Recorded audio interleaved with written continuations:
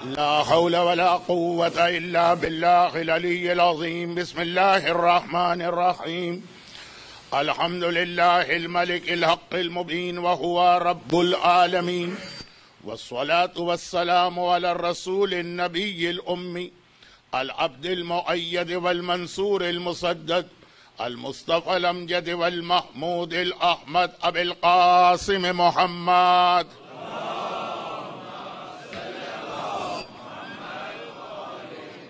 وآله الطيبين الطاهرين المعصومين المظلومين المنتجبين الميامين، سيما للإمام المنتظر والحجة الثانية شرع عجل اللهم له الفرج، ولعنة الله على أعدائهم أجمعين. أما بعد، فقد قال الله عز وجل في كتابه المبين وقرآنه المتين وقرآنه المجيد: بسم الله الرحمن الرحيم. إن الله اشترى من المؤمنين أنفسهم وأموالهم بأن لهم الجنة وقال: يمنون عليك أن أسلموا قل لا تمنوا علي إسلامكم بل الله يمن عليكم أن هداكم للإيمان إن كنتم صادقين.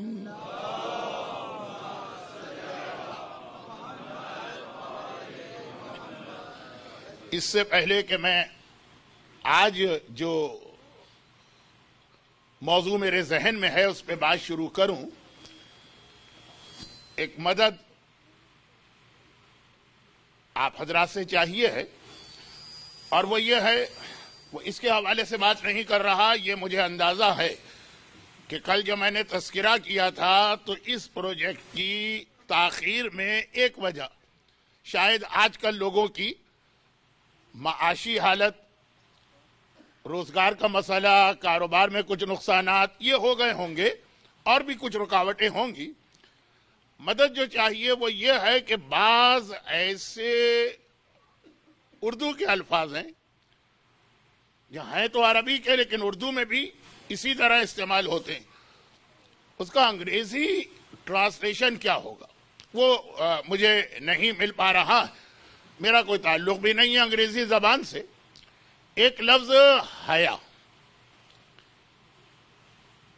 آنر کلنگ، جو ایک آج کل اصطلاح بہت استعمال ہو رہی ہے، وہ نہیں، جو حیا، لفظ حیا کے اندر جو ایک طاقت ہے اور جو ایک میسج ہے اور جو ایک پیغام ہے، یہ میں اس لیے کہہ رہا ہوں کہ ہماری مجالس جب آگے بڑھ رہی تو بہت جلد 1 یا 2 دن کے بعد اس عنوان پہ گفتگو ہوگی، اور وہ لوگ جو اردو زبان سے اتنے واقف نہیں ہیں، تو میں انگلش میں تو بات نہیں کرتا ہوں لیکن ایک آدھ لفظ استعمال کر دیتا ہوں تاکہ یہ سمجھ میں آ جائے کہ کس موضوع پہ بات ہے۔ تو حیا کا کوئی صحیح ترجمہ، جو صحیح لفظ اس کے لیے بالکل مناسب ہے۔ اور دوسرا، یہی جو قرآن کریم کی آیت میں نے کل بھی تلاوت کی، آج بھی تلاوت کی، اور اب اس کے بعد آنے والی مجالس میں بھی جو آیت میں تلاوت کروں گا، سورہ آل عمران کی آیت نمبر 164، اس میں بھی یہی لفظ آیا ہے، مننا، احسان جتانا یا احسان کرنا۔ اب انگریزی میں کہیں مجھے اس کا ترجمہ زیادہ تر تو ملا فیور، لیکن خود میرا دل اس لفظ سے اتنا مطمئن نہیں۔ تو بہرحال آیت کا ترجمہ سن لیجئے تاکہ اور واضح ہو جائے کہ میں آپ حضرات سے کیا مدد چاہ رہا ہوں۔ ایسے 3-4 اور الفاظ ہیں، وہ سارے انشاءاللہ 2-2 3-3 کر کے آگے کی مجالس میں آئیں گے۔ اے رسول، یہ لوگ تمہارے پاس آ کے احسان جتاتے ہیں۔ اب غالباً انگلش ٹرانسلیشن میں لکھا ہے کہ لے اپون یو اے فیور، بہرحال مجھے یہ جملہ سمجھ میں اتنا نہیں آیا۔ یمنون علیک ان اسلموا، یہ اسلام لائے ہیں تو احسان جتاتے ہیں کہ ہم نے اسلام قبول کر لیا۔ قل لا تمنوا علی اسلامکم، کہہ دو ان سے کہ اپنے اسلام کا احسان میرے اوپر نہ جتاؤ، بل یمن علیکم ان ہداکم للایمان، احسان تو اللہ کا ہے کہ جس نے تمہیں ایمان کی ہدایت دی. اب دیکھیں اس آیت میں یہ لفظ 3 بار استعمال ہوا. 2 بار نیگیٹو سینس میں کہ یہ آ کے احسان جتا رہے ہیں, کہہ دو ان سے کہ میرے اوپر کوئی احسان مت جتاؤ, اور 1 بار پازیٹو انداز میں بل اللہ, بلکہ اللہ نے تم پر ایک احسان کیا. اور جو آیت بعد میں تلاوت ہونے والی ہے 2-3 دن کے بعد زندگی رہی اور توفیق رہی کہ لقد من اللہ علی المؤمنین اذ بعث فیہم رسولا, اللہ نے ایک احسان کیا ہے, مننا ایک منت, ایک احسان کیا ہے کہ تمہارے درمیان رسول کو بھیجا. تو اگر ایک لفظ ایسا آ جائے کہ خالی میں ایک لفظ بول دوں اور مجمع جو اردو نہیں بھی جانتا ہے اور صرف امام مظلوم کی محبت اور شہزادی کونین کو ان کے لال کا پرسہ دینے کے لیے صف اعضاء پہ آ کے بیٹھیں تو ان کی بھی سمجھ میں آ جائے کہ آج کس عنوان پہ بات ہو رہی. تو یہ تو تھی وہ ابتدائی گفتگو جو اس لیے کی گئی کہ میری مجالس رکاوٹ بن رہی ہے. میں خود اپنی بات کو صحیح طریقے سے اس لیے نہیں کہہ پا رہا کہ جب مجھے ایسا لگے کہ مجمع تو سمجھ ہی نہیں پا رہا تو آدمی پھر اس انداز سے بات کو آگے بڑھائے. لیکن بہرحال آیت کا ترجمہ بھی آیا, اور اس آیت کے ساتھ جو سورہ حجرات کی 2nd لاسٹ آیت, اس آیت کے ساتھ سورہ توبہ کی ایک آیت کی تلاوت کی گئی. تو پھر ترجمہ کہ تمہارا کوئی احسان نہیں ہے کہ اگر تم نے اسلام قبول کیا, اسلام تمہارا محتاج نہیں ہے, اسلام کو تمہاری ضرورت نہیں ہے, یہ اللہ کا احسان ہے کہ اس نے تمہیں ہدایت کا راستہ دکھایا. اب یہاں پہ ایک چھوٹا سا سوال ایسا کروں جس کا جواب تو شاید کل کی مجلس میں آ جائے, کیونکہ کل شب جمعہ, اور شب جمعہ میں جو مجلس پڑھتا ہوں ابھی سے بتا دوں وہ عذاب والی مجلس کہلاتی ہے, کیونکہ شب جمعہ کچھ قبر کی, کچھ موت کی, کچھ ملک الموت کی باتیں ہوتی. تو بجائے اس کے کہ آپ پہ سرپرائز اٹیک کل کیا جائے, آج ہی یہ وضاحت کر دی, شاید اس کا جواب کل آئے, اور مختصراً تو اس کا جواب آتا رہے گا. وہ یہ کہ اللہ کہہ رہا ہے کہ ہم نے تم پر احسان کیا کہ تمہیں ایمان کی ہدایت کی. تو ہمارا سوال یہ ہے کہ پھر ایمان کی ہدایت کی اور ایمان ہمیں دیا تو ہمیں فائدہ کیا ہوا ایمان کا؟ ایمان سے فائدہ ہوتا کیا ہے جو اللہ کہہ رہا ہے کہ میں نے تم پر یہ ایک احسان کیا؟ جب کوئی آدمی دوسرے سے کہے کہ دیکھو میں نے تمہیں ایک فیور کیا, میں نے تم پر احسان کیا, تو سامنے والا حیران ہو کے کہے گا کہ کیا فیور کیا. مثلا تو واقعہ بہت چھوٹی,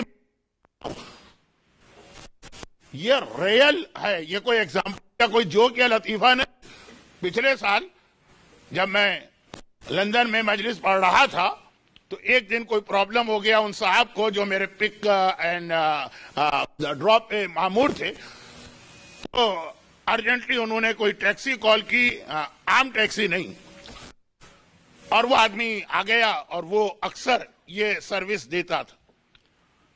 تو اب شاید اس کے ذہن میں یہ تھا کہ ایک بزنس ہے, یہ تو 10 دن یہاں پہ ہیں شاید مجھے, تو وہ ایک فیور مجھے کرنے لگا اور بہت اخلاق کے ساتھ لے گیا, اخلاق کے ساتھ لے کے آیا, اور آخر میں کہنے لگا کہ میں بہت خوش ہوا آپ کو دیکھ کر, اور میں انڈیا کے ایک شہر گوا سے تعلق رکھتا ہوں اور میرے پاس بہترین ایک پرتگیز شراب ہے, کئی نسلوں سے ہمارے یہاں چلی آ رہی ہے, آپ میرے یہاں آئیے, میں آپ کو اس کا ایک گلاس یا ایک جو بھی لفظ استعمال کیا ہوگا وہ آپ کو دوں گا. اور اپنی جگہ وہ اتنا اس کو ایک بھروسہ تھا یا کانفیڈنس تھا کہ یہ سن کے تو یہ میرا جو کسٹمر ہے اچھل پڑے گا, تم اتنی قیمتی چیز مجھے دے رہے, اتنی مزیدار چیز مجھے دے رہے. سنا ہے شراب جتنی پرانی ہوتی ہے اتنا زیادہ مزہ آتا. اب سنا ہے, کوئی تجربے کی بات یہ نہیں ہے. باقی کیونکہ واقعے کے شروع میں نے کہہ دیا نا کہ میں ریئل واقعہ بتا رہا ہوں, تو اس جملے کی وضاحت ضروری. اب وہ مجھے فیور دے رہا اور میں سوچ رہا ہوں یہ کیا فیور دے رہا. تو اب بعض اوقات یہ ہوتا ہے, بلکہ کئی جگہ ایسا ہوتا ہے کہ ایسی خدمت لوگ کرتے ہیں جو ہمیں چاہیے ہی نہیں, اور وہ اگر آ کر کہے کہ دیکھو میں نے تو تمہیں یہ فیور دیا, ارے بھائی نہ دیتے یہ فیور تو زیادہ اچھا تھا, یہ فیور دے کر تو تم نے ہمیں پریشانی میں ڈال دیا. مثالیں اتنی ہیں کہ 2 گھنٹے گزر جائیں گے تو بات کو سمجھانے کی ضرورت نہیں ہے، سارا پڑھا لکھا انٹلیکچوئل مجمع بیٹھا۔ تو خلاصہ یہ ہے کہ اللہ کہہ رہا کہ تم کیا احسان جتا رہے ہو، ہم نے تم پر احسان کیا کہ ایمان کی ہدایت کی۔ تو سوال یہ ہے کہ خدا بندہ اس میں احسان کیا ہوا؟ تو نے ہمیں فیور کیا، اس فیور سے ہمیں فائدہ کیا ملے گا؟ فیور تو اسی کو کہا جائے گا جس میں ہمارے لیے کوئی فائدہ ہو۔ تو ایمان کی ہدایت کر کے تو ایک طرح سے نعوذ باللہ اللہ نے ہمیں مصیبتوں اور پریشانیوں میں پھنسا دیا۔ آج اگر آپ دنیاوی اعتبار سے دیکھیں اور 100 سال پہلے بھی دیکھیں اور 1400 سال پہلے بھی دیکھیں تو مومن کے لیے تو دنیا میں ہمیشہ پرابلم ہی پرابلم رہیں۔ یہ فیور تو نہیں کہلائے گا نا۔ دشمن ہمارے، ساری دنیا ہماری دشمن، جگہ جگہ ہمیں پرابلم آ رہے ہیں اس ایمان کی وجہ سے۔ کتنی بچیاں ہیں جن کی شادی نہیں ہوتی ہوں گی ان کے اسکارف کی وجہ سے، کتنے بچے ہیں کہ جنہیں اچھے جاب نہیں ملتی ہوں گے ان کی داڑھی کی وجہ سے، کتنے ایسے نوجوان ہیں کہ ان فرینڈ سرکل نہیں بن پاتا ہوگا اس لیے کہ وہ ڈسکو یا نائٹ کلب یا میوزک یا اس گیدرنگ میں نہیں جا رہے ہیں۔ مثلا یہ تو بہت چھوٹے پیمانے کی وہ باتیں جو انڈیویجولز کو پیش آتی ہیں، کسی کو کوئی کسی کو کوئی۔ اور پورے مذہب کو دیکھیں تو دنیا کا ٹارگٹ ہم بنے اسی لیے کہ ہمارے ایمان ہے۔ یہ ایمان نہ ہوتا تو شاید ہم سے کسی کو اس طرح سے دشمنی نہیں ہوتی۔ لیکن اللہ کہہ رہا ہے کہ میں نے تمہیں فیور کیا۔ ارے یہ فیور ہے جس کی وجہ سے کبھی ہماری گردن کٹتی اور کبھی ہمیں اپنے جوان بیٹے کا لاشا اٹھانا پڑتا اور کبھی ہمارے گھر جلائے جاتے ہیں، کبھی ہمارے شہر اجاڑے جاتے ہیں۔ تو اب ایک سوال ہے کہ اللہ نے لفظ استعمال کیا بل اللہ یمن علیکم ان ہداکم للایمان۔ تو اب یہ سوال پہ غور کیجئے کہ وہ احسان ہے کیا؟ لا محالہ آپ کی زبان پہ ایک ہی لفظ آئے گا کہ اس کا تعلق اس دنیا سے نہیں ہے۔ یہ جو اللہ کا فیور ہے ہمارے آخرت میں کام آئے گا، وہ یہی سمجھانا ہے کل کی مجلس میں کہ آخرت کو سامنے رکھنا ہے۔ لیکن یہ تو خالی آیت کا ترجمہ کرتے ہوئے بے اختیار ایک لفظ کی تشریح کو دل چاہا، ورنہ ابھی یہ موضوع ٹو ارلی ہے۔ مگر بہرحال اس کا جواب آخر میں یہی آئے گا کہ مومن اللہ کے احسان کو اسی وقت مانے گا جب دنیا کے ساتھ اس کے ذہن میں آخرت کا تصور ہو اور وہ دنیا سے زیادہ اہم تصور ہو، تبھی اس کو فیور کہا جائے گا، تبھی اسے احسان کہا جائے گا۔ اللہ نے 2 جگہ یہ لفظ استعمال کیا، لقد من اللہ علی المؤمنین اذ بعث فیہم رسولا۔ یہ بھی احسان کے رسول کو بھیجا، یہ بھی احسان کے ایمان کی ہدایت کی۔ تو بس یہ دیکھیے کہ ایمان کا جو فائدہ کسی حد تک مومن کہے گا کہ اس دنیا میں بھی ہمیں فائدہ ملے گا ظہور امام کے بعد، تو اس کو بھی آخرت کہتے ہیں۔ اور وہ ظہور امام تو خود ایک بہت بڑا ہمارے لیے امتحان ہے، وہ بات بعد میں آئے گی۔ تو اب آیت کہ اللہ نے تم پر یہ ایک احسان کیا۔ اچھا، اب یہ ایک احسان اللہ نے کیا اور کہا تم کبھی یہ نہ کہنا کہ اسلام قبول کر کے ہم نے اللہ پر کوئی احسان کیا یا اسلام پہ کوئی احسان کیا۔ یہاں پہ پھر ایک بہت چھوٹی سی بات بغیر تفصیل میں گئے ہوئے، وہ یہ ہے کہ بعض لوگ عزاداری کے حوالے سے ہی سمجھتے ہیں کہ ہمارا کوئی حق بن گیا ہے آل محمد پر کہ ہم نے ان کو فیور کیا ہے، وہ ہمیں فیور کرے۔ اچھا، اب یہ والی چیز پہ بات نہیں کر رہا ہوں۔ جیسا کہ میں نے 2 دن پہلے بھی کہا، کل بھی کہا، وہ اپنے غلاموں اور کنیزوں کو اتنا نوازتے ہیں کہ یہ غلام و کنیز قمبر ہوں کہ فضہ ہوں، بادشاہان وقت سے زیادہ عزت احترام اور ان کے پاس نعمتیں آ جاتی ہیں، لیکن ہمارا کوئی حق نہیں بنتا ان کے اوپر۔ وہ اپنی طرف سے دیتے ہیں، وہ الگ بات۔ مگر ایک آدھ روایت میں یہ لفظ آیا کہ اگر کسی نے عزاداری کی تو آل محمد پہ احسان کیا۔ اب یہ جو بات مجھے بہت سرسری طور پہ کہنا، کل رات کی مجلس ورکنگ ڈے کے اعتبار سے بہت لمبی ہو گئی تھی، وہ یہ کہ جو مجلس کے شروع کا پہلا جملہ تھا وہ اب یہاں پہ اس کا دوسرا پارٹ آ رہا ہے اور پھر میں اپنے موضوع پہ آ رہا ہوں۔ وہ یہ ہے کہ عربی کے کچھ الفاظ اردو میں ہیں لیکن انہی معنوں کے ساتھ ہیں جو معنی عربی میں، جیسے حیا، اور کچھ الفاظ ایسے ہیں کہ آئے عربی سے ہیں، اردو میں آ کے اس کے معنی بدل گئے، جیسے احسان، جیسے فتنہ. خاص طور پہ اس فتنے کے لیے مجھے کہنا پڑا کہ آخری زمانے میں فتنے بہت ہوں گے. فتنہ اردو میں کچھ اور معنی دیتا ہے، عربی میں کچھ اور معنی دیتا ہے. دوست ایک دوسرے سے کہتے ہیں کہ نہیں کہتے، ارے تمہاری بیوی کیا ہے، فتنہ ہے فتنہ. یا یہ عورتیں آپس میں بات کرتی ہیں، فلاں کی بہو پتہ نہیں کہاں سے وہ اٹھا کے لے آئیں. اردو کے اندر فتنے کے معنی ہی کچھ اور. فتنے کا لفظ سنیں گے اور نیگیٹو سینس آپ کے ذہن میں آئے گا. عربی میں فتنے کے نیگیٹو معنی ہے ہی نہیں، بلکہ یہی جو آیت میں نے پہلی مجلس میں تلاوت کی اس میں بھی لفظ فتنہ 2 بار آیا. حسب الناس ان یترکوا ان یقولوا آمنا وهم لا یفتنون ولقد فتنا. یہ فتنہ نیگیٹو معنی ہے ہی نہیں اس کے. یہ ذہن میں رکھیے گا، کیونکہ آخری زمانے میں ظہور ایمان سے پہلے فتنوں کا زمانہ ہوگا. اور نہج البلاغہ کی پہلی حدیث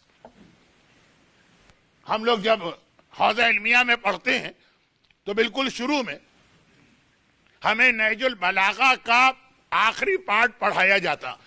جیسے آپ بچے کو قرآن جب پڑھاتے ہیں تو پہلے 30 پارہ وہ شروع کرتے ہیں، پھر آتے ہیں پہلے پارے پر، کیونکہ آخری پارے میں چھوٹے چھوٹے سورے ہیں، بچے کے لیے پڑھنا آسان. نہج البلاغہ کا تیسرا حصہ، 3 حصے ہیں نا، آخری حصہ 1 لائن کی حدیثیں. تو حوزہ علمیہ میں گویا ہماری تعلیم شروع ہوتی ہے یہ حدیث یاد کرا کے حدیث کی نیت سے نہیں. تو حوزہ علمیہ میں تعلیم شروع ہوتی ہے تو یہ جو چھوٹے چھوٹے بچے ہیں یہ ایج ہوتی ہے صرف عربی سکھانے کے لیے.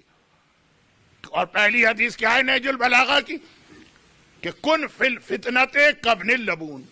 اب تک مجھے یاد ہے کہ آج سے پتہ نہیں کتنے سال پہلے حوزے میں پہلی بار یہ حدیث ہم کو اس طرح یاد کرائی گئی جیسے آپ بچوں کو 30واں پارہ قل هو اللہ احد قل اعوذ برب الناس یاد کراتے ہیں، الف لام میم ذالک الکتاب لا ریب فیہ پہ نہیں جاتے. کن فی الفتنہ، جب فتنے کا زمانہ آ جائے تو ابن لبون بن جاؤ. ابن لبون اونٹ کے بچے کو کہتے ہیں، لیکن یہ حدیث کو نہیں سمجھا رہا. پھر میں اپنے موضوع سے ہٹ جاؤں گا. لفظ فتنہ کیونکہ بات آ گئی تھی کہ الفاظ عربی کے اردو میں کچھ کے معنی وہی رہے، کچھ کے معنی بدل گئے. اصل بات تھی احسان، اس کے معنی عربی میں کچھ اور ہیں، اردو میں بدل گئے. تو ہم یہ نہ سمجھیں کہ اگر وہ حدیث آئی کہ جس نے غم حسین میں آنسو بہائے اس نے آل محمد پہ احسان کیا تو یہ احسان سے وہ مراد ہے جو اردو والا ہو. نہیں، اب اس کیا احسان ہے وہ سمجھاؤں گا. فتنے کی بات آ گئی تو ایک جملہ اس لیے کہہ دوں کہ یہ والا موضوع میرا ہر مجلس میں تھوڑا تھوڑا آئے گا کہ فتنے کے معنی خرابی نہیں ہے، برائی نہیں ہے. فتنے کے دونوں معنی، یہ اچھائی کے لیے بھی استعمال ہوگا اور خرابی کے لیے بھی. تو لفظ فتنہ سنتے ہی ذہن میں نہ آ جائے کہ کوئی غلط چیز ہے. آخری زمانے کی عورتیں اپنی سواریاں خود ڈرائیو کریں گی، یہ ایک فتنہ. یہ آخری زمانے کی نشانیوں میں ایک نشانی. آخری زمانے میں عورتیں ممبروں پہ بیٹھیں گی. آخری زمانے میں عورتیں اپنی سواریاں خود چلائیں گی. آخری زمانے میں عورتوں کے بال، اور وہ بالوں کی تشریح چھوڑ دیجئے، بہت زیادہ ٹائم لگ جاتا. کہا یہ آخری زمانے کا فتنہ. بڑوں کے لیے، مردوں کے لیے بھی بات ہوئی، جوانوں کے لیے بھی بات ہوئی، بچوں کے لیے بھی بات ہوئی کہ آخری زمانے میں بچوں کا فتنہ کیا ہوگا، آخری زمانے میں نوجوانوں کا فتنہ کیا ہوگا، اور آخری زمانے میں مردوں کا اور پھر عورتوں کا. اب چونکہ بہت مختصر مجھے بات کرنا تھی آج، ورنہ آخری زمانے کے فتنے تو میرا موضوع بننے والے ہیں. اور جو بہت میری مجلسیں سن رہے ہیں وہ پہلی مجلس کی آیت میں لفظ فتنہ سن کر ہی سمجھ گئے کہ اس پہ آگے بات ہوگی. آج نہیں، لیکن آج صرف اتنی سی بات. تو اب جیسے ہی حدیث ہم سنتے ہیں کہ آخری زمانے میں عورتوں کا فتنہ یہ ہوگا کہ وہ اپنی گاڑیاں خود ڈرائیو کریں گی مثلا، یا ممبروں پہ بیٹھیں گی، یا ایک دو اور جملے وہ چھوڑ دیجیے ورنہ موضوع کہیں سے کہیں جا رہا. تو اب فوراً ذہن میں آتا ہے کہ سب غلط باتیں، عورتوں کو یہ نہیں کرنا چاہیے، یہ سب حرام باتیں ہوں گی، یہ سب ایسی باتیں ہیں جسے اسلام کنڈیم کر رہا ہے. نہیں، کہاں اس میں لفظ کنڈیم اس میں کہاں آیا؟ کہا یہ آخری زمانے کا ایک فتنہ ہے یہ 3 چیزیں. کہاں اس میں یہ بات آ گئی کہ یہ حرام چیزیں؟ لفظ حرام تو نہیں آیا اس کے اندر. کہاں اس میں یہ بات آ گئی کہ یہ خلاف شریعت باتیں؟ کہاں پہ اس حدیث میں یہ بات آ گئی کہ یہ کوئی نگیٹو کیریکٹر بن جائے گا عورتوں کا ان چیزوں کی وجہ سے؟ صرف یہ آیا کہ آخری زمانے میں عورتوں کا فتنہ. یہ اب ہمارے ذہن میں کیوں آتا ہے کہ اس کا مطلب یہ ہے کہ اگر عورت یہ 3 کام کرے اور بھی کچھ چیزیں ہیں تو وہ غلط کام کر رہی، کیونکہ اس کو آخری زمانے کا فتنہ قرار دیا گیا۔ ہمارے ذہن میں یہ غلط فہمی آتی ہے کیونکہ ہم اردو کا فتنہ لفظ عربی کا اردو میں کرتے ہیں، جبکہ عربی میں یہ فتنہ ہے ہی نہیں۔ اور عورتیں کی بات تو حدیث میں، تو اب بعض علماء تو نہیں، جن کو عربی نہیں آتی ہے اور خالی اردو کتابوں کی مدد سے وہ کبھی ممبر پہ چلے جاتے ہیں ثواب کے لیے، تو وہ یہ پھر تقریر ایسی بناتے ہیں کہ جس سے لگے کہ عورتیں غلط کر رہی، نہیں جانا چاہیے ممبر پہ۔ لیکن اس کا جواب پھر یہ دے دیتے کہ حدیث ضعیف، صرف اس لفظ کو نہ سمجھنے اور مسئلے سے جان چھوڑانے کے لیے۔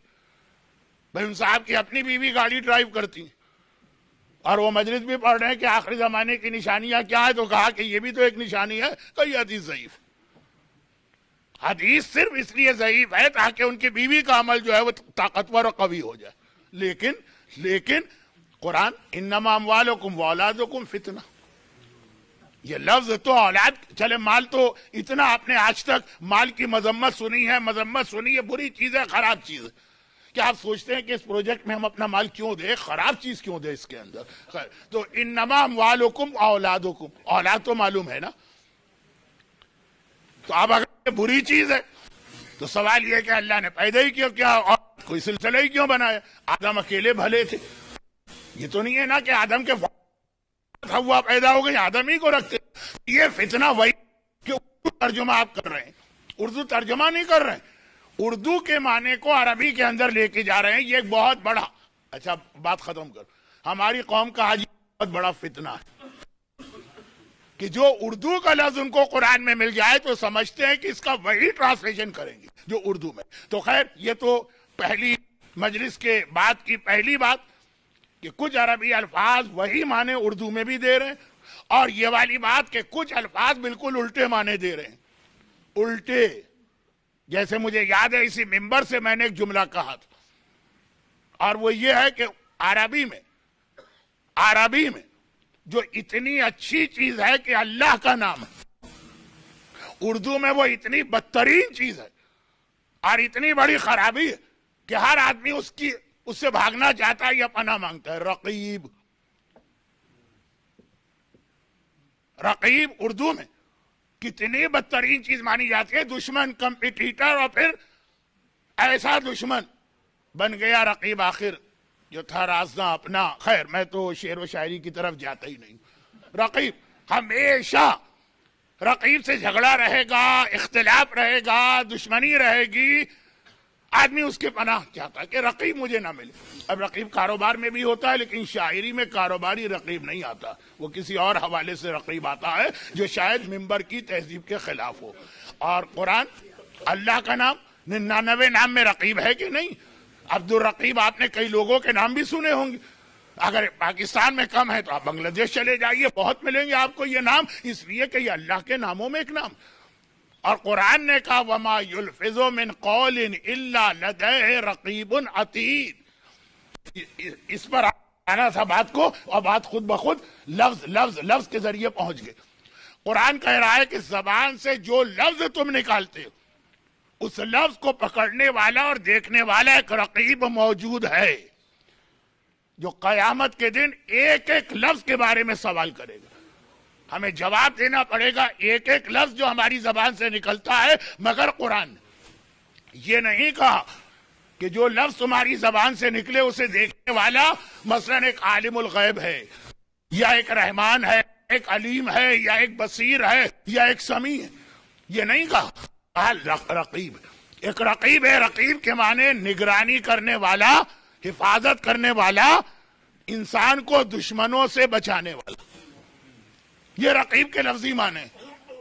تو اب جو کہ ہمارے یہاں اردو زبان کی شاعری میں تو ہر آدمی کی توجہ صرف ایک مسئلے کی جانب ہوتی کہ کس طرح سے اس سے تعلقات قائم کیے جائیں، تو اس کا باپ جو اس کو روکے گا کہ بھئی میری بیٹی کے قریب نہ آنا، وہ رقیب لگے گا، وہ نگہبان ہے، وہ محافظ ہے، وہ عزت و آبرو بچانے والا ہے، لیکن ہمیں تو رقیب لگے گا نا۔ اللہ رقیب ہے، وہ ہماری نگہبانی کر رہا ہے، ہمیں ان خرابیوں سے بچا رہا ہے جو تباہی کے راستے پہ لے جائیں گے۔ اللہ رقیب ہے، اردو میں اس کے معنی بالکل الٹے۔ ایک تو ہوتا ہے کہ لفظ کے معنی بدل جائیں لیکن الٹے نہ ہوں، اور ایک ہے کہ بالکل برعکس معنی آ جائیں۔ اور جہاں قرآن نے کہا اللہ رقیب ہے تو کہا ایک ایک لفظ کا جواب دینا ہے قیامت میں۔ میرا آج کی مجلس کا دوسرا نقطہ کیا تھا کہ آخر ایمان سے ہمیں فیور کیسے مل رہا ہے؟ آخرت کی وجہ سے ایک ایک لفظ۔ ہمارے یہاں بہت سارے گناہوں کو نئی ٹیکنالوجی کے اندر گناہ نہیں سمجھا جاتا آج کل، اور یہ تو پہلے زمانے سے چلا آ رہا کہ بہت سارے گناہ ایسے کہ آدمی یہ خیال بھی نہیں کرتا کہ یہ اگر حرام ہے تو یہ ہر ایک کے لیے حرام ہے۔ اب سمجھانا دونوں سمجھانا، غیبت اسلام میں حرام ہے، کسی کو اس میں شک نہیں، کیونکہ وہی سورہ حجرات کی آیت ہے اور جس کے اندر نہ صرف یہ کہ غیبت کو حرام کہا گیا، لفظ ایسا استعمال ہوا جو قرآن کی شان کے خلاف لگ رہا۔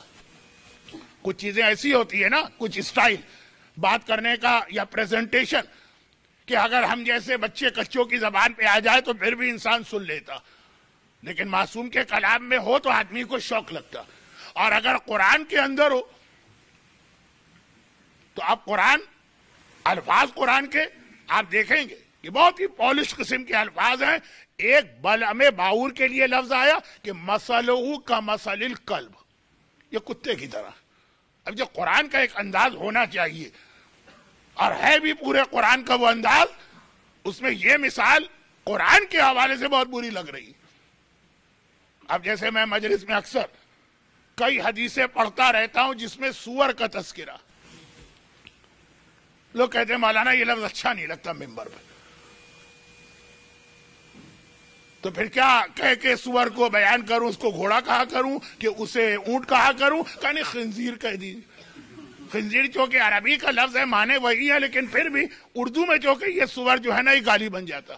اب مثلا وہ حدیث میں نے بہت پڑھی اور دیکھ کے خوشی ہوتی ہے کہ آج کل جب ہم کربلا میں نجف میں شب بدھ مسجد سہلا کی زیارت کو جاتے ہیں تو راستے میں کچھ مسجدوں کی دیوار پہ یہ حدیث لکھی نظر آتی ہے، اس کا آخری جملہ، اور وہ یہ ہے کہ حدیث میں یہ ہے کہ اللہ نے جب چیزیں پیدا کی at the time of creation, تو اب کچھ چیزیں ایسی ہیں کہ جو دوسروں کے مقابلے میں ذرا سی انفیریئر نظر آتی ہیں۔ اللہ کے ہاں تو ایسی کوئی بات نہیں ہوگی، لیکن بہرحال یہ نظر آتی ہے۔ جیسے بعض اوقات بھائی بہنوں میں بھی یہ ہو جاتا ہے کہ بڑا بھائی زیادہ اچھا لگتا ہے شکل میں، صورت میں، قد و قامت میں، وہ چھوٹی بہن ہے وہ رنگ میں اور ہر چیز میں ذرا سی مار کھا رہی ہوتی ہے یا بہنوں میں۔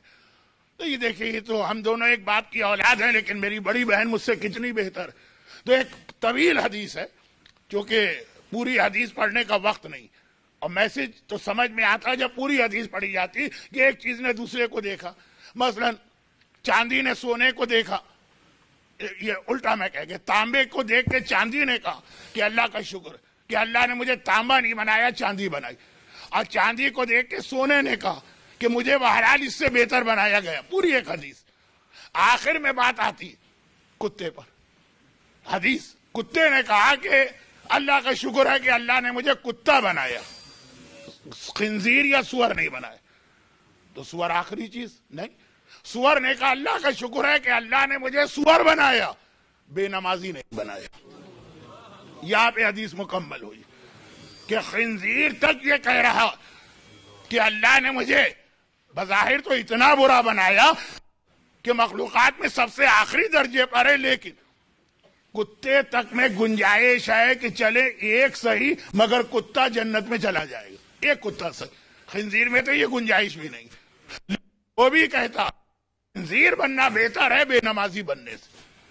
اب بے نمازی جو نماز کو بالکل ہی ادا نہ کرتا ہو، اب یہ حدیث، اب یہ، اور اس طرح 3-4 اور حدیثیں۔ مولانا آپ لفظ خنزیر استعمال کریں، سور و خنزیر ہے ایک ہی چیز، مگر ممبر سے یہ لفظ سور اچھا نہیں لگتا۔ لیکن قرآن میں 2 ایسے لفظ آ گئے جو ویسے کوئی حرج نہیں، لیکن قرآن کے انداز سے ایک کتے کا لفظ بلعم باور کے لیے۔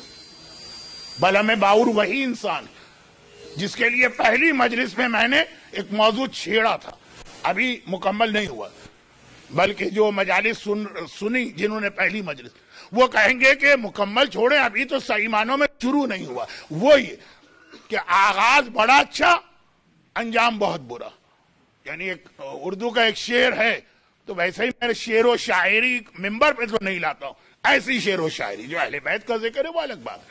کیسے کیسے ایسے ایسے ہو گئے، ایسے ویسے ویسے ویسے ہو گئے، وہ کیا قسم کا شعر ہے نا. اس میں بلام باور بھی آتا ہے، اس میں شبس ابن ربعی بھی آتا ہے. مولا کا علمدار جو ہمارے ساتھ کا علمدار بنا، اس میں شیطان بھی آتا. تو اب بلام باور، قرآن کا کتا، یہ لفظ قرآن میں آیا، اور سور کے بدلے خنزیر پھر بھی اردو میں رائے. کتے کو کتا ہی کہتے ہیں، کلب نہیں کہتے ہیں، سوائے اس کہ کسی کے نام میں اہل بیت کی مناسبت سے آ جائے. ایک یہ، دوسرا غیبت. غیبت کا غیبت کرنا ایسا ہے جیسے اپنے مردہ بھائی کے لاشے سے نوچ نوچ کے گوشت کھانا. یہ اسٹائل حدیث میں پھر بھی سمجھ میں آتا، یہ والا اسٹائل علماء کی تقاریر اور کتابوں میں پھر بھی سمجھ میں آتا، لیکن قرآن کے اندر اس طرح سے اتنی ڈیٹیل کے ساتھ مثال دی جائے، اور ایسی مثال کہ کہا کہ پہلے تو اپنی آنکھیں بند کر کے اپنے ذہن میں اپنے بھائی کو لے کر آؤ، اور پھر یہ دیکھو کہ وہ مر گیا، اور پھر یہ سوچو کہ اس کی میت تمہارے سامنے پڑی، اور پھر یہ خیال کرو کہ تم آگے بڑھے اور تم نے اپنے ناخونوں سے اس کا گوشت نوچا، اور پھر یہ خیال کرو کہ وہ گوشت کھا رہے. یہ غیبت کا گناہ اتنا بدترین گناہ کہ اتنی تفصیلی مثال بھی قرآن دے رہا. یہ سورہ حجرات کے شروع میں. اب یہ حرام، اور کتنا گھنونا حرام. ہاں، یہ لفظ کا بھی انگریزی ہے، ویسے اس کا تو ہے انگریزی میں لفظ، لیکن میں لفظ گھنونا ہی استعمال کرنا چاہتا ہوں، کیونکہ اسی کے اندر وہ نفرت ہے جو اسلام ہمارے دل میں پیدا کرنا چاہتا. غیبت معلوم ہے ہر ایک کو حرام ہے. تہمت معلوم ہے کہ تو غیبت سے بھی بڑا گناہ، تو غیبت کا بھی باپ ہے. توہین مومن، گالم گلوچ، مومن کی شان کے خلاف الفاظ استعمال کرنا. اچھا، یہ مسئلہ بھی اپنی جگہ ایک بہت اہم فقہی مسئلہ کہ بہت سارے جائز کام جو جائز ہیں، بہت سے لوگ کہتے ہیں نا کہ فلاں کام ہم کر رہے ہیں، کیا یہ حرام ہے؟ کیا یہ گناہ نہیں؟ ایسے کام جو حرام نہیں ہے، گناہ نہیں، حرام ہو جاتے ہیں اگر مومن کی عزت اس کی وجہ سے خطرے میں پڑے. اور جب مومن کی عزت، کیونکہ معصوم نے، یہ پورا ایک واقعہ ہے لیکن اس وقت نہیں پڑھ رہا ہوں کیونکہ میرا آج کا موضوع ابھی صحیح معنوں میں شروع نہیں ہوا. ان العزت للہ ولرسولہ وللمؤمنین جمیعا. اللہ کی عزت، اللہ کی توہین نہیں ہو سکتی، رسول کی عزت توہین نہیں ہو سکتی ہے، صاحبان ایمان کی عزت. کوئی ایسا عمل نہیں ہو سکتا جو مومن کی عزت کو ختم کرے. حتی مومن خود بھی یہ عمل کرنا چاہے تو جائز نہیں. بلکہ بہت سارے مستحبات بھی حرام ہو جاتے ہیں اگر اس کی وجہ سے مومن کی عزت خطرے میں پڑے. ایک چھوٹی سی مثال اس لیے دے رہا ہوں کہ آج کل اس مثال سے مس کنسپٹ نہیں ہوگا. ہاں، 20 سال پہلے ہو سکتا، اور وہ کہ ہمارے بعض پرانے مراجع کا ایک نظریہ تھا، اور آج بھی کچھ مراجع کا نظریہ ہے، لیکن عام طور پہ ہمارے یہاں انڈیا پاکستان میں ان کی تقلید نہیں. اور وہ یہ ہے کہ عورت کو اپنے حجاب میں چہرہ چھپانا. وہ پوری دنیا میں آج کل نقاب بین ایک ہنگامہ ہے. پوری ویب سائٹ بنی ہوئی ہے، فیس بک کے پیجز ہیں دونوں طرف سے، لیکن نقاب بعض مراجع کے نزدیک، صحیح معنوں میں پوچھئے تو میجورٹی آف مراجع کے نزدیک واجب تھی، یہ حجاب کا پارٹ تھا، اور آج بھی بعض مراجع اس کے قائل ہیں. بلکہ اس مجمع میں ایک مومن مجھے نظر آ گئے کہ جو ان مرجع کی تقلید میں بھی ہیں، قابل احترام نام ہے یہ سارے، لیکن چونکہ آج کل زیادہ تقلید یا آیت اللہ سیستانی کی ہے یا رہبر آیت اللہ خامنائی کی ہے، وہ دونوں اجازت دیتے ہیں کہ عورت عام حالت میں بھی چہرہ اور ہاتھ کھول سکتی ہے گھٹوں تک. وہ باقی باتیں تو سیٹرڈے کے کوسچن آنسر میں. لیکن جن مراجع کے پاس نقاب واجب، عورت کے نقاب واجب تھی یا ابھی بھی واجب، وہ کہتے ہیں اگر آپ ایسے ملک میں رہنے جائیں جہاں اس طرح سے انتہائی شدید توہین و بے عزتی ہے مومنہ کی، تو یہ نقاب اس کے لیے حرام ہو جائے گی۔ 3 مرحلوں میں نے اپنی بات آپ تک پہنچائی۔ بہت سارے جائز کام مومن کی بے عزتی کا سبب بنے تو حرام، جیسے سڑک پہ کھڑے ہو کے کھانا علماء یا پیش نماز حضرات کے لیے حرام تھا۔ بڑی بے عزتی ہوتی تھی کہ فلاں مولانا نماز پڑھتے ہیں، وہ ٹھیلے سے چھولے لے کے کھا رہے تھے، مثلا یہ تھا، ماحول تھا۔ حتیٰ آپ ریسٹورانٹ میں بھی عالم کا جانا بہت توہین تھی، جائز کام۔ آپ کی بیوی کبھی اتنے مزیدار چھولے نہیں بنا سکتی جتنا وہ بنائے گا روڈ پہ مرغ چھولے کا، شاہی نہیں مغل مرغ چھولے کا ٹھیلا لگا کے کھڑا، لیکن حرام تھا۔ جائز ہے لیکن حرام ہے کیونکہ اس سے توہین ہو رہی ہے علماء کی۔ ایک زمانے میں تھا، یہ فتویٰ تھا کہ آپ نماز نہیں پڑھ سکتے۔ ٹورنٹو میں تو میں اپنا مذاق اڑوا رہا ہوں، یہاں تو داڑھی منڈے کے پیچھے بھی لوگ بڑے شوق سے نماز پڑھ لیتے ہیں۔ نماز ہی تو ہے نا، ضائع ہو گئی تو ہو جانے دو، کون سی بہت قیمتی چیز ہے نماز۔ لیکن جائز، پھر بعض سنت چیزیں حرام ہو جاتی ہیں اور پھر بعض واجب چیزیں حرام ہو جاتی ہیں اگر مومن کی عزت ختم ہو رہی۔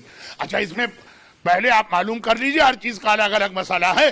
یہ نہیں کہ ایک اصول بنا کے داڑھی بھی منڈوانے لگے اور نامحرم عورتوں سے ہاتھ بھی ملانے لگے اور شراب بھی بیچنے لگے اور لوٹری کا ٹکٹ بھی خریدنے لگے۔ ایک عام سا فارمولہ، عزت، مومن کی عزت۔ یہاں تک کہ ابھی جو مثالیں آپ نے سنی، مومن کو بھی حق نہیں ہے، دوسرا تو مومن کی توہین کرے وہ ہے ہی گناہ، مومن کو بھی حق نہیں ہے۔ بعض لوگ کبھی کبھار کہہ دیتے ہیں اچھا آپ نے ہماری غیبت کی، جائیے ہم نے آپ کے لیے حلال کی اجازت دی۔ یہ اسے حق بھی نہیں ہے کہنے کا، غیبت تمہاری طرف سے حرام کیا ہوا عمل نہیں، اللہ نے اس کو حرام کیا۔ تو اب یہ ایک اصول، توہین مومن حرام ہے اور اتنا بدترین حرام کہ اس کی وجہ سے بعض اوقات واجبات تو ختم ہو جاتے ہیں مومن کی توہین نہ ہونے پر بعض اوقات۔ لیکن اب میں مثالیں نہیں، گناہوں کی لسٹ بتا رہا تھا۔ تو گناہ تو اتنے سارے ہیں کہ پورا اشرا ناکافی ہے۔ غیبت، تہمت، گالی دینا، بدتمیزی کرنا، غصہ کرنا۔ غصہ بھی اسلام میں حرام ہے سوائے اس کے کہ حق کے لیے ہو، وہ ایک الگ کیٹیگری۔ اور مومن کو ایسے الفاظ سے یاد کرنا جو اس کی دعا۔ اچھا، ان میں سے اکثر گناہ سورہ حجرات میں ہی آئے ہیں۔ رسالت کا اور ہمارا تعلق بتا کر پھر آپس کا تعلق، وَلَا تَنَابَزُوا بِالْأَلْقَابِ، جو ویسٹ میں بہت گناہ ہوتا۔ خبردار، ایک دوسرے کو برے نک نیم سے یاد نہ کیا۔ ہر ایک نک نیم ہوتا، کچھ لوگوں کے نام لوگ رکھ دیتے ہیں۔ اچھا، اب یہ تو میں نے ویسٹ کی بات اس لیے میں زیادہ یہ رواج ہے، لیکن ویسے پہلے ہندوستان میں بھی تھا۔ ہم لکھنؤ جو میرے بزرگوں کا شہر ہے، فلاں صاحب دریائے فرات کے بغلا کہلاتے تھے، فلاں صاحب چھڑی مار کہلاتے تھے، فلاں صاحب کیا، تو خیر یہ سب حرام ہے۔ لیکن ایسا نہیں ہے کہ فیس ٹو فیس ہو تو حرام ہے یا زبان سے ہو تو حرام ہے، یہ اگر فیس بک پر آ جائے تب بھی حرام رہے گا۔ یہ جو ایک کنسپٹ آ گیا کہ فیس بک کی غیبت جائز ہے اور فیس بک کی تہمتیں جائز ہیں، یہ میں نے اس لیے باقی غیبت کرتے میں نے دیکھا ہے عام لاپرواہ مومنین فیس بک کے اوپر غیبت کا ڈپارٹمنٹ سنبھالا ہے جو بہت ہی زیادہ ریلیجس ہیں یا اپنے آپ کو شو کیا کرتے ہیں۔ فیس بک پہ تہمتیں لگانے کا سلسلہ، اور پھر وہ عام آدمی کے عام مومن بھی نہیں، علماء، پھر عام علماء بھی نہیں، مجتہدین، پھر عام مجتہدین بھی نہیں، مراجع۔ یہ زیادہ یہ والا فرنٹ فیس بک پر سو کالڈ ریلیجس اور پوائس لوگوں نے سنبھالا ہوا۔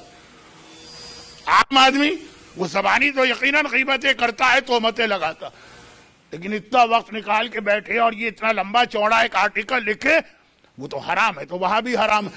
لیکن فیس بک کی اصل خرابیاں آج کا موضوع نہیں ہے، بنے گا شاید اس کے لیے لفظ شاید کہہ رہا ہوں، جو اصل بات تھی وہ اس کے آگے کی، اور وہ یہ کہ بہت سے لوگ یہ بھول جاتے ہیں کہ یہ سارے احکامات یعنی گناہ یہ والدین اور اولاد کے رشتے میں بھی، باپ کو بھی حق نہیں ہے اپنے بیٹے کی غیبت کرنے کا، ماں کو بھی حق نہیں ہے اپنے بیٹے کی توہین کرنے کا۔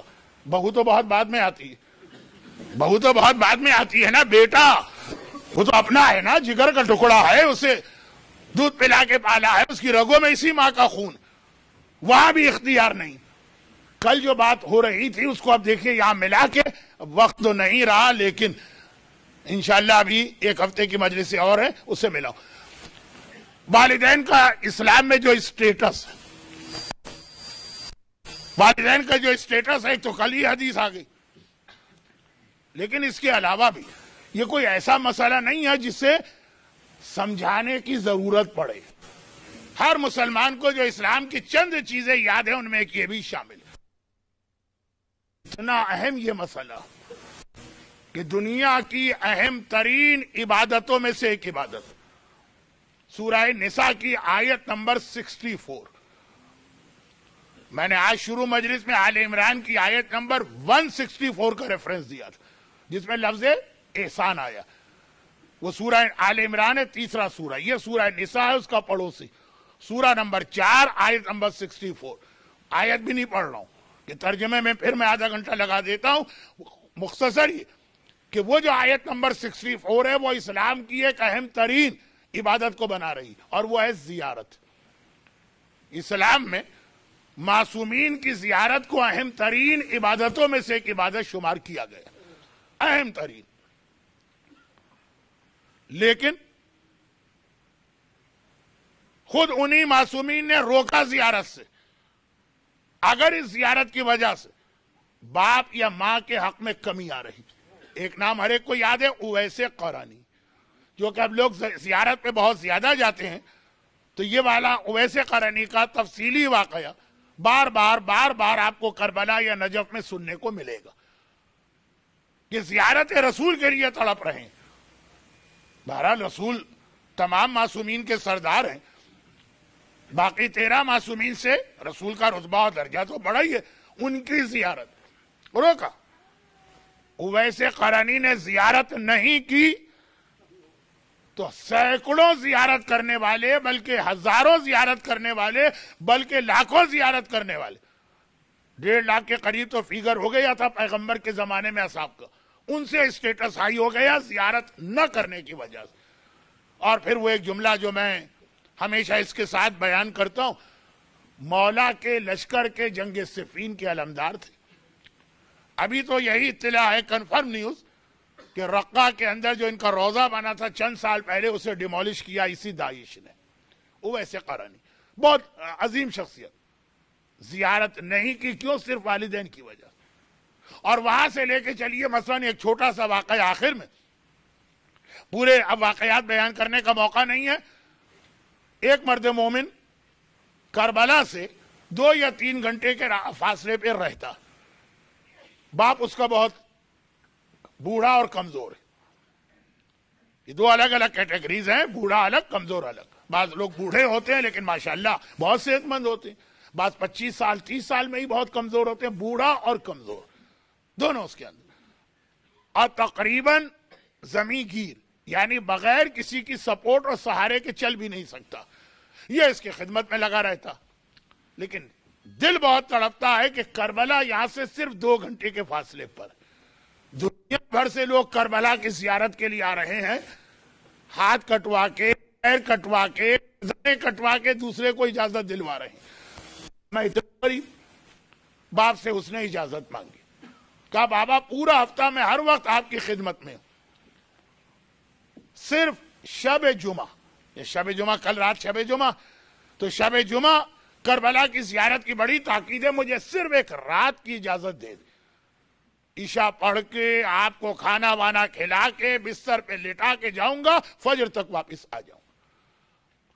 اور صرف مجھے کربلا جانا یہ نہیں ہے کہ بھئی ہفتے میں 1 دن آف ملے گا، ذرا کچھ اپنی زندگی بھی تو ہے، کچھ گھومنا ہے، کچھ پھرنا ہے، کچھ دوستوں سے ملنا ہے، صرف کربلا۔ اور جو شب جمعہ کربلا کی زیارت کی فضیلت ہے ہر ایک کو معلوم ہے۔ اب بعض چیزیں ایسی ہوتی ہیں، یہ بھی ایک لفظ روایت تھا جو آپ حضرات کو میں نے ایک زحمت دی کہ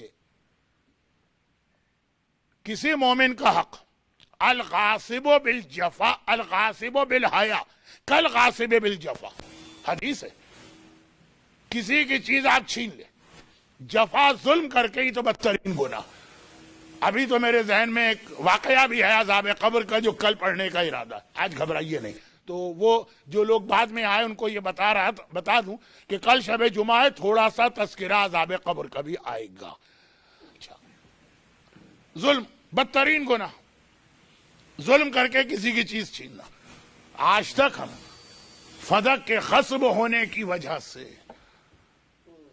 ان کو برا بھی کہتے ہیں، لعنت بھی کرتے ہیں، غمگین بھی ہیں، لیکن حدیث ہے کہ الغاصب بالحیا، کسی کی شرم سے فائدہ اٹھا کے اس کی چیز پہ قبضہ کرنا۔ ظلم نہیں کر رہے، صاحب سے کہا یہ بہت اچھا، مثلا قلم آپ کے بہت اچھا ہے، مجھے دے دی، ان کا دل نہیں چاہ رہا دینے۔ کتاب بہت اچھی ہے، کتاب مجھے دے دیجیے گا، دل نہیں چاہ رہا، لیکن وہ تکلف میں، مروت میں منع نہیں کر پا رہے۔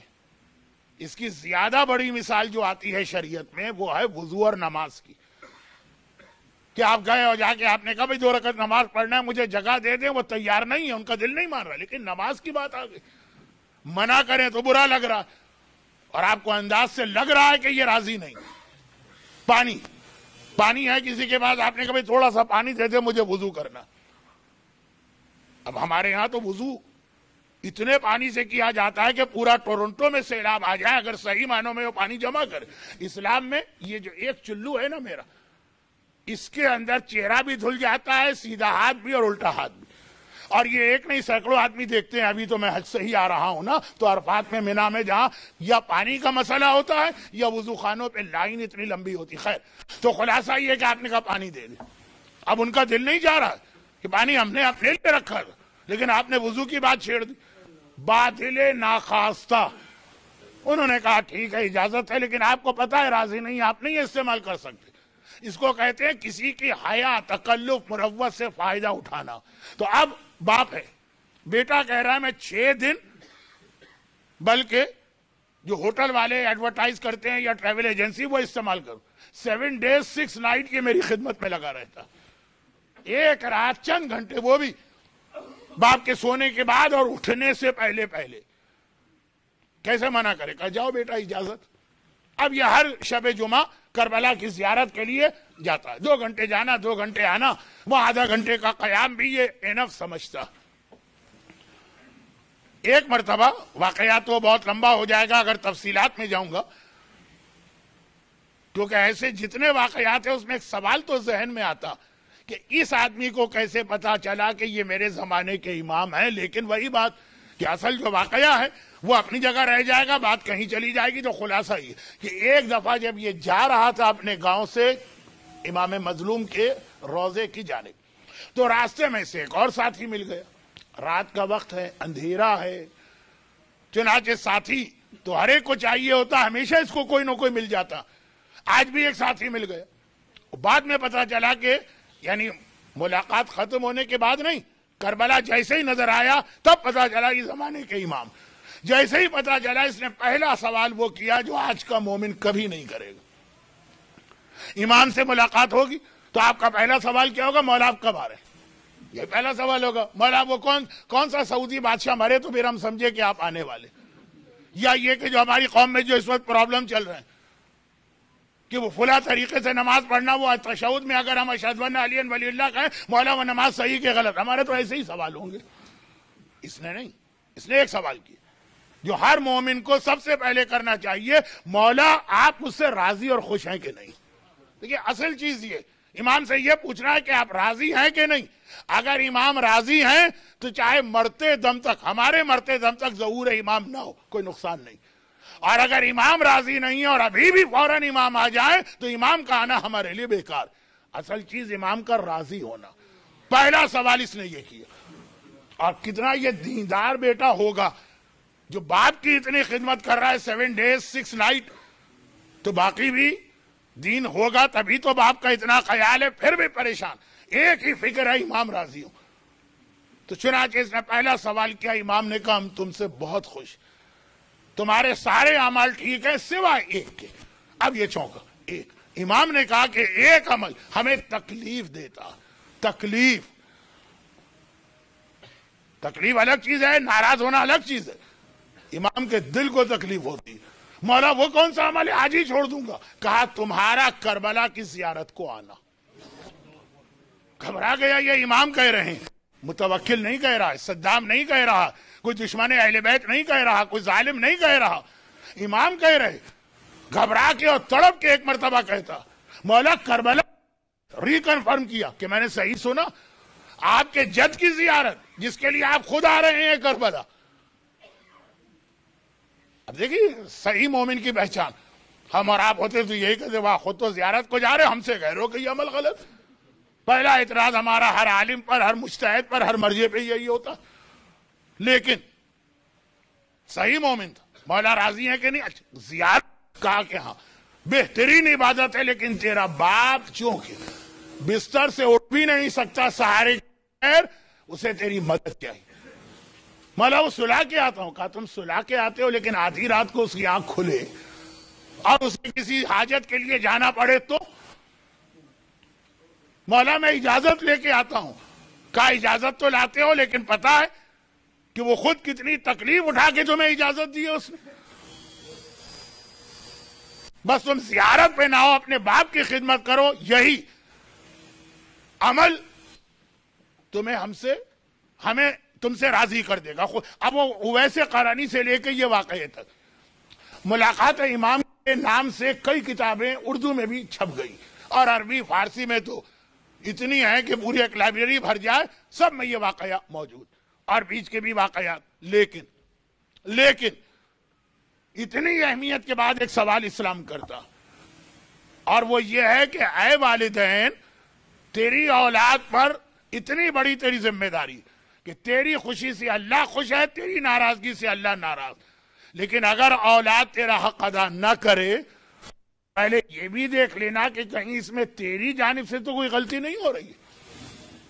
ایک جملہ آج میں زیادہ اطمینان سے کہہ سکتا ہوں. آج سے پہلے یہ جملہ میں نے ٹورنٹو میں کہا تھا, بہت ڈرتے آج آرام سے, کیونکہ آج میں خود بڑھاپے میں داخل ہو کے والدین کی منزل پر ہوں. اور وہ یہ کہ بہت سارے والدین اس لیے اولاد ان کا حق ادا نہیں کرتی کہ انہیں اپنی زبان پہ قابو نہیں. وہ سمجھتے ہیں کہ یہ ہمارا بیٹا ہے, گالی بھی دو, غصہ بھی کرو, ناراض بھی ہو اس کے اوپر بغیر کسی وجہ کے, تہمتیں بھی لگا دو, غیبتیں بھی اس کی کر دو, کوئی نہیں, تمہارا بیٹا ہے, تمہیں تو پورا اختیار. مجھے پتا ہے بہت ساری چیزیں ٹورنٹو کے لیے شاید ٹھیک نہ ہو, بچوں کو شاید کوئی نمبر بھی یاد ہوگا, جو اگر ہے بھی تو میں ممبر سے نہیں لینا چاہتا. چائلڈ ابیوز تو مسلمانوں پہ ایک بہت بڑا اعتراض ہے, لیکن آج بھی ٹورنٹو جیسے شہروں میں اتنے نیک اور اطاعت گزار بیٹے اور بیٹیاں ہیں, انہیں ان کے والدین نے اپنی زبان کی خرابی کی وجہ سے مجبور کیا کہ آخر ایک منزل پہ وہ آ گئے, اور والدین سے انہوں نے تعلقات کاٹ لی. اسلام کہتا ہے ذرا دیکھو, پہلے اپنے آپ کو چیک, کہیں تمہاری کوئی ایسی غلطی تو نہیں ہے کہ تمہاری اولاد ریبیلین ہو رہی.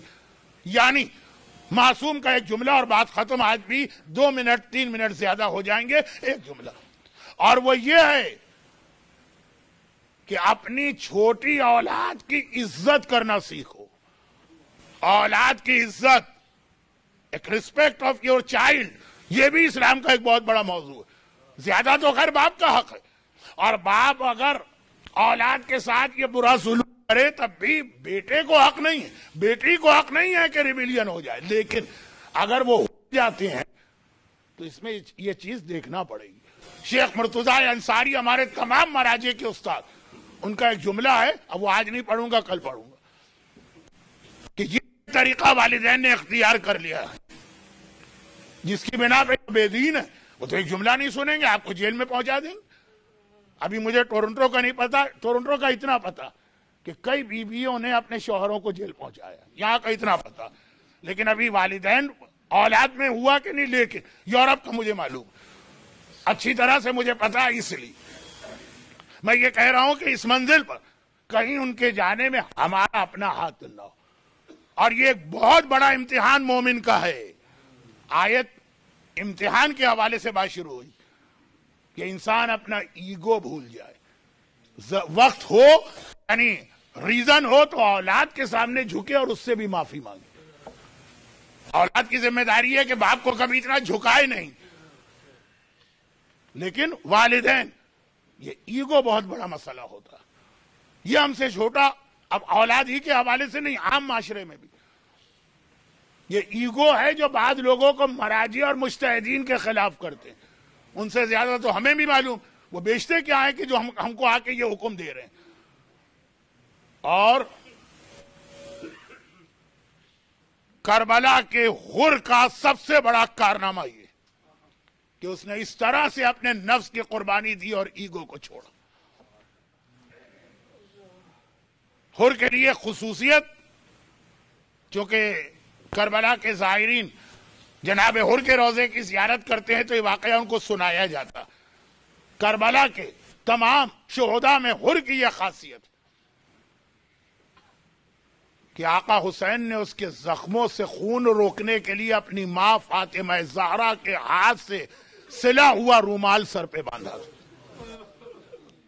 کربلا کے کسی اور مجاہد و شہید کو آقا حسین کی جانب سے ایسا تحفہ نہیں ملا.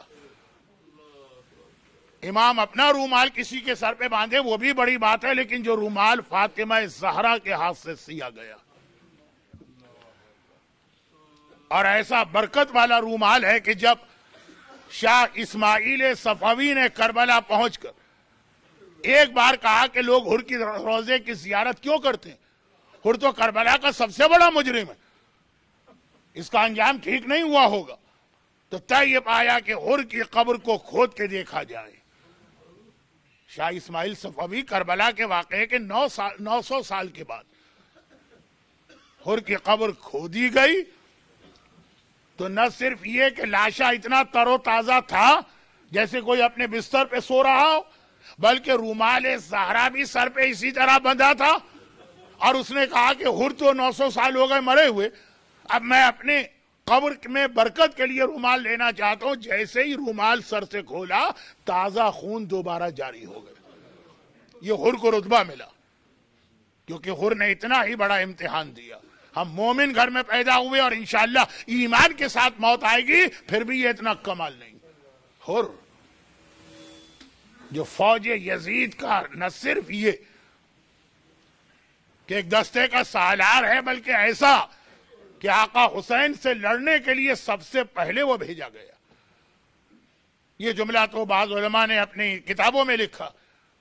یہ خود حر کہتا کہ جب میں نے کوفے کے راستے میں حسین کے قافلے کو روکا تھا، اور جو باتیں ہوئی تھی وہ تو آپ مجلس میں ہر سال سنتے ہیں، مگر جیسے ہی میں نے حسین کے گھوڑے کو روکا لگام پہ ہاتھ رکھا، کہا فرزند یہ رسول اب آپ آگے نہیں جا سکتے. تو آقا نے جو بات کی وہ بعد میں کی. زینب کبریٰ کے محمل سے بیویوں کے رونے کی آواز آنے لگی. کربلا کی باقی بیویوں کے بارے میں تو میں نہیں کہہ سکتا، لیکن زینب کربلا کے پورے واقعے سے بہت پہلے سے واقف ہیں. بچپنے میں ماں فاطمہ نے لوریاں دیتے وقت بھی پورا کربلا سنایا، اور باپ علی مرتضیٰ نے زینب کو بچپنے سے کربلا کی تربیت دلائی. زینب کو سب معلوم کہ جب میرے بھائی کا لشکر یا قافلہ روکا جائے گا وہی وہ منزل ہے کہ جہاں میرے بھائی کی شہادت سمجھے شروع ہو گئی. زینب کبریٰ کو پہلے رلانے والے آدمی کا نام حر ہے. حسین کو کربلا لانے والے کا نام حر ہے. ابھی کہاں ہے عمر سعد، ابھی کہاں ہے شبر، ابھی کہاں ہے وہ قلی اور حرملہ. بلکہ بعض علماء یہ لکھتے ہیں، اس میں ذرا سا تاریخی اختلاف، کہ حسینی خیمے جو فرات کے کنارے لگائے گئے تھے اور جو اٹھوائے گئے کہ دریا کے قریب تو ہم آپ کو نہیں رہنے دیں گے، اس وقت تک یہ بڑے بڑے سردار نہیں آئے تھے، حر اس میں شامل تھا. یعنی پہلے دن سے ہی یہ خیال ہے کہ حسین پہ پانی بند کرنا. 7 محرم کی میٹنگ ہوئی عمر سعد کے خیمے میں اور کہا کہ اب اس قافلے پہ پانی بند کرنا. حر تو اس میں بیٹھا، خالی بیٹھا ہی نہیں ہے، چونکہ چند سرداروں میں سے ایک وہ بھی، تو اس کے سامنے ساری بات طے ہوئی. اب یہ تو نہیں کہہ سکتا کہ اس نے ہاں کہا کہ نہیں، یہ ضرور کہہ سکتا ہوں کہ نہ نہیں کہا، مخالفت نہیں کی، روکا نہیں. یہ غیرت نہیں دلائی کہ تم کیسے غیرت مند عرب ہو بچوں پہ پانی بند کرتے ہو، زیادہ سے زیادہ یہ کہ خاموش بیٹھا ہوگا. اور عاشورہ یہ تو بات کی چیز ہے. عمر سعد نے تو کربلا کی جنگ 9 محرم کو شروع کر دی تھی. سپہر کا وقت ہے، کمان سے پہلا تیر بھی پھینک رہا ہے اور پھر فوج کو حکم دیا ہے وہ تیر خیموں میں آ کے گر رہے ہیں، اس وقت تو حر پوری طرح سے ایکٹیولی پارٹیسپیٹ کر رہا ہے عمر سعد کی فوج. تو اگر عباس علمدار کو بھیج کے ایک رات کی مہلت نہ دی جاتی تو حر تو پورا کا پورا ابھی تو لشکر یزید میں شامل. قافلہ روکا گیا راہ کوفہ میں، وہاں سے لے کر شب عاشور عمر سعد کے پہلے اٹیک تک اہل بیت پہ یا کربلا والوں پہ جتنے ظلم ہوئے سب میں حر شریک. لیکن پھر کیا ہوا؟ یہ چند گھنٹوں کا فرق ہے. یعنی شب عاشور تک حر ان لوگوں میں شامل تھا جو کل شب جمعہ آپ کہیں گے لعن اللہ امتا قتلت کا ولعن اللہ امتا ظلمت کا. ایک رات صرف بیچ میں آتی ہے، ورنہ اس سے پہلے بھائی ظلم تو وہ ہوا نا جہاں لشکر روکا، قافلہ روکا تھا، وہاں سے لے کے یہاں تک.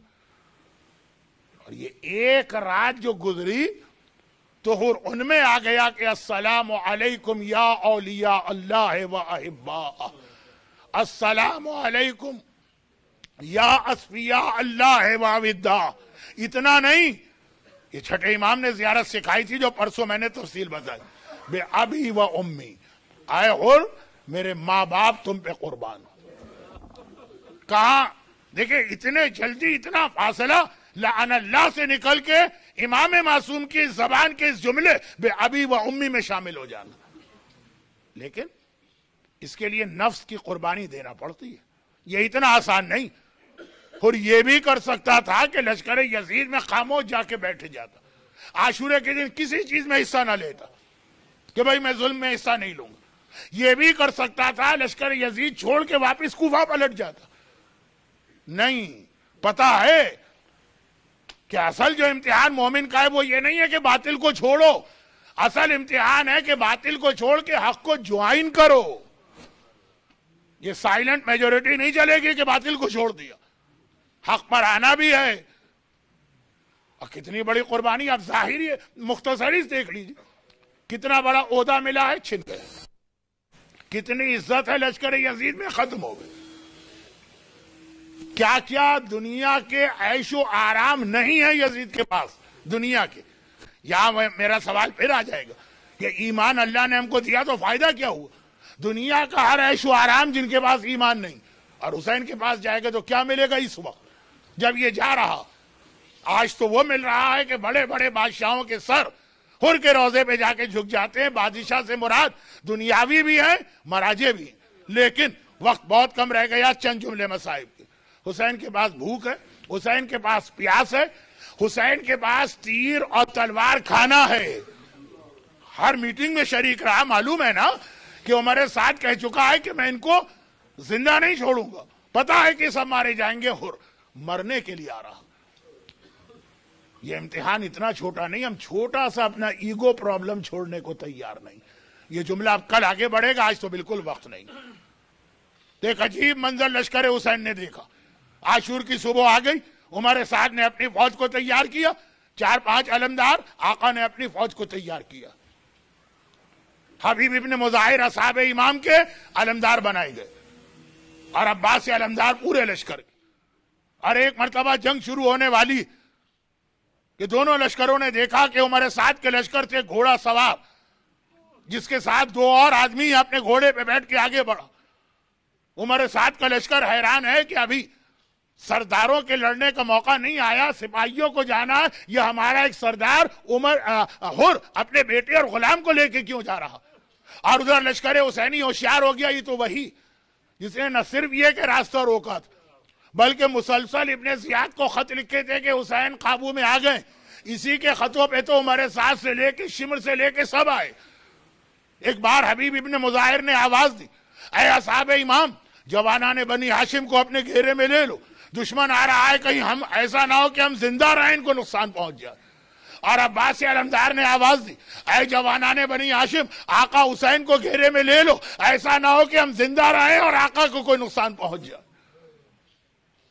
اے صبح عاشور، وفادار سپاہیوں، ذرا عصر عاشور پہ آ جانا. اے حبیب ابن مظاہر، اے عباس علمدار، میرا آقا سر سے پیر تک اتنا زخمی ہے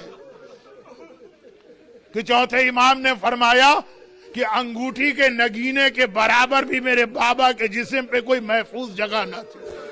مگر لشکر امام جیسے ہی تیار ہوا اور ایک ڈسٹنس پہ آ کے رک گیا، گھوڑے سے اترا، ایک بار جیب سے رومال نکال کے دونوں ہاتھ باندھے اور ایک ہی جملہ کہا کہ فرزند رسول، کیا کائنات کا سب سے بڑا گناہگار تیری بارگاہ میں آ سکتا؟ حسین نے کہا عباس اپنی فوج کو سنبھالو، میرا مہمان آیا، میں استقبال کے لیے جا رہا ہوں. حر کے قریب پہنچے. حر نے اتنا انتظار بھی نہ کیا کہ حسین گھوڑے سے اترے، آگے بڑھ کر اپنا سر حسین کے قدموں پہ رکھ دیا. صرف 2 جملے گئے، صرف 2 جملے ریپیٹ کر رہا ہے، لیکن یہی 2 جملے. اخطاتو یبن رسول اللہ، فرزند رسول میں نے بڑی خطا کی، میں نے بڑی غلطی کی. تجھے تیری ماں فاطمہ زہرا کا واسطہ میری اس غلطی کو معاف کر دے. جیسے ہی ماں کا نام سنا حسین تڑپ کے گھوڑے سے اترے، حر کو گلے سے لگایا اور کہا حر 2 جملے تو نے کہے، 2 جملے مجھ سے سن لے. آج میں بہت خوش ہوں اور آج میں بہت شرمندہ ہوں. خوش اس بات پر ہوں کہ باطل کو چھوڑ کے حق پر آ گیا، ظلمت کو چھوڑ کے نور پہ آ گیا، جہنم کو چھوڑ کے جنت میں آ گیا ہے. خوش ہوں. شرمندہ اس بات پر ہوں کہ کل میرے خون کا پیاسا بن کے آیا تھا تو تجھے بھی پانی پلایا، تیرے گھوڑوں کو بھی پانی پلایا. آج میرا مہمان بن کے آیا ہے اور میں ایک کوزہ آب تیری خدمت میں پیش نہیں کر سکتا. یہ جملہ کیا تھا؟ ایسا لگا کہ حر کے بدن پہ کوڑا پڑا ہو. تڑپ کے کہا آقا بس یہی غلطی معاف کرانے آیا ہوں، اور یہ غلطی معاف کرنے کا طریقہ یہ ہے کہ پہلے مجھے مرنے کی اجازت دے، بلکہ مجھ سے پہلے میرے بیٹے کو مرنے کی اجازت دے. یہ امتحان بھی باپ دے گا. حسین نے کہا حر عام حالات ہوتے تو میں کبھی اپنے مہمان کو میدان میں نہ بھیجتا، لیکن آج چونکہ سب کو مرنا، صرف بات اول و آخر کی ہے تو جا اجازت دی. حر کا بیٹا چلا. بوڑھے باپ نے کہا جوان بیٹے سے بیٹا ایسا جہاد کرنا کہ تیرا خون تیرے باپ کے اس گناہ کو معاف کرا دے. حر کے بیٹے کا جہاد شروع ہوا. تھوڑی دیر گزری، ایک بار زخمی ہو کے گھوڑے سے گرا، آواز دی بابا میری مدد کو آئیے. کچھ بھی صحیح حر ہے تو باپ نہ. تڑپ کے کھڑا ہوا اور آگے بڑھنے لگا. حسین نے کہا حر کہاں جا رہے؟ میرا بیٹا مجھے بلا رہا ہے، بھائی اتنی اجازت دے دیجئے کہ اس کے سرانے جاؤں. حسین نے کہا حر بیٹھ جاؤ، حر بیٹھ جاؤ. دیکھو 2 باتیں یاد رکھو. پہلی بات تو یہ ہے کہ تم میرے مہمان ہو، تم زحمت نہ کرو، یہ لاشا میں لے کے آتا ہوں. اور دوسری بات یہ یاد رکھو کہ تم بوڑھے باپ ہو، وہ جوان بیٹا. بوڑھے باپ کبھی جوان کا لاشا نہیں اٹھاتے ہیں. تم بیٹھو، یہ لاشا میں لے کے آتا ہوں. مولا حسین بھائی اتنا بتا دیجئے، حر کا جوان بیٹا زخمی ہو کے گرے تو بوڑھے باپ کو روک دیا جائے. باپ بیٹوں کے لاشیں نہیں اٹھاتے. جب 18 سال کا محلقہ شبیہ رسول خدا گھوڑے سے زمین پہ گرا، اکبر اکبر، تو اس بوڑھے باپ نے کس طرح سے جوان کا لاشا اٹھایا. خدا بندہ حر کی اس معافی سے لے کر علی اکبر کی اس قربانی تک کا واسطہ، اور یہ ہمارے علماء کا قول بھی ہے اور بعض مقتل کی روایتوں میں بھی. جہاں اکبر کے مصائب پڑھے جائیں اکبر کی دادی فاطمہ ضرور آتی ہے. تجھے شہزادی کونین کا واسطہ جو حر نے بھی دیا تھا. جو لوگ آج کی مجلس میں ان کو اور دنیا بھر کے تمام شیعان حیدر کرار اور مستضعف مسلمانوں کو ظالموں کے ہر شر اور ظلم سے محفوظ فرما، ان کو دنیا اور آخرت کی ہر پریشانی سے محفوظ فرما، ان کی ساری حاجتیں پوری فرما، ظہور امام میں تعجیل فرما. ماتم حسین.